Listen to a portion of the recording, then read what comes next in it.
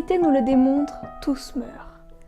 Même impliqués dans une dynamique, dans le cycle de la vie, le processus de la vie, même en accord avec la loi universelle de l'amour, avec les lois de la vie, même transformés, changés, renouvelés, nous mourrons quand même.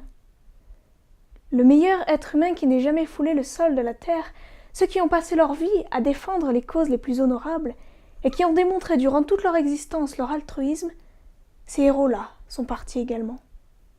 Alors, pourquoi la mort a-t-elle atteint ces gens qui semblaient pourtant vivre en harmonie avec les principes de vie?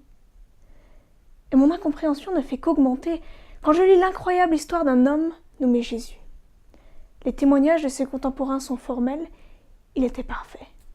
Rien à lui reprocher. De A à Z, du début à la fin, sa vie ne fut qu'une démonstration de l'incroyable puissance de l'amour qui aime quand même, au-delà des échecs, au-delà des barrières. Lui, il n'a pas fait le mal. Il n'a jamais trompé personne. Lui, quand on l'a insulté, il n'a pas rendu l'insulte. Quand il a souffert, il n'a menacé personne. Mais il a mis sa confiance en Dieu, qui juge avec justice. Pierre est formel, il l'a vu. Il l'a vécu en direct. Cet homme, ce Jésus, lui n'est jamais sorti du chemin de la vie. Si parfois le doute s'installe pour les héros de l'humanité et qu'on se dit que oui, peut-être étaient-ils des héros, mais ils avaient probablement un petit défaut. Peut-être qu'ils n'échappent pas à cet ultime sort final parce qu'ils n'étaient pas à 100% dans l'échange, dans la vie. Peut-être sont-ils morts parce qu'ils n'étaient pas parfaits. Alors, cette histoire vient faire voler en éclats tout notre raisonnement. Jésus est parfait et, ô comble du mystère, sur une colline, attaché à une croix, Jésus meurt. Comment est-ce possible? Ne venons-nous pas de dire, dans la recherche du pourquoi, que la mort venait d'une loi universelle brisée, d'un recroquevillement, d'un isolement, d'une coupure dans la relation?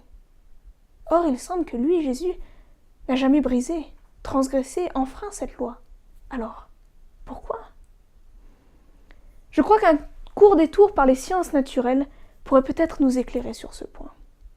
Sur Terre, tout est intrinsèquement imbriqué, jamais cloisonné, hermétique. La biodiversité est construite sur un système de relations interdépendantes. Notre écosystème présente à la fois une énorme diversité et en même temps, il est unitaire. Tout est vivant, tout est lié. Se pourrait-il que cette vérité ait un impact au-delà des sciences naturelles? Paul essaie de nous le démontrer. C'est pourquoi, de même que par un seul homme, le péché est entré dans le monde et par le péché, la mort. Imaginez-vous un immense mécanisme d'horloge, tous ces rouages imbriqués les uns dans les autres, tous ces engrenages. Chaque mouvement d'un rouage est inéluctablement lié au mouvement d'un autre.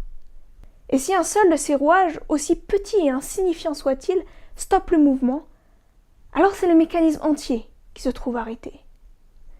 Regardez nos familles, notre société. Cette vérité n'est-elle pas encore une fois démontrée? L'acte égoïste d'un seul individu peut avoir tant de retombées, tant de conséquences pour ceux qui l'entourent. Aucun homme n'est une île, un tout complet en soi. Tout homme est un fragment du continent, une partie de l'ensemble. Ainsi, par mes choix égoïstes, j'enraille le processus de la vie, dans ma propre existence, mais aussi dans celle des autres, de tous les autres, y compris celle de cet homme parfait qui n'avait jamais cessé d'aimer, Jésus. Par le choix individuel de chacun, le monde, dans son aspect collectif, est impacté. Parce qu'individuellement les rouages se sont arrêtés, le mécanisme entier est stoppé et la mort règne. Ou peut-être devrions-nous dire « semble régner ». Parce que, ne l'avons-nous pas souligné dans notre deuxième présentation, celui qui meurt est responsable de la mort. En effet, celui qui enraille le processus de vie mérite ce sort. Mais qu'en est-il de tous ces innocents? De toutes ces vies impactées qui, elles, pourtant, avaient remis en marche le mouvement, l'échange? Un jour, Jésus a abordé avec ses amis le délicat sujet de la mort. Et au lieu d'employer ce mot cru et repoussant, Jésus parle de sommeil. Se pourrait-il que pour lui, la mort ne soit pas si irrémédiable qu'elle semble paraître? Peut-on s'en réveiller? Y a-t-il quelque chose après? Le sort de tout homme est de mourir une seule fois, après quoi vient son jugement par Dieu. L'auteur de ces mots semble nous suggérer sans équivoque que nous mourrons tous, mais que cette mort ne scelle pas pour autant notre sort.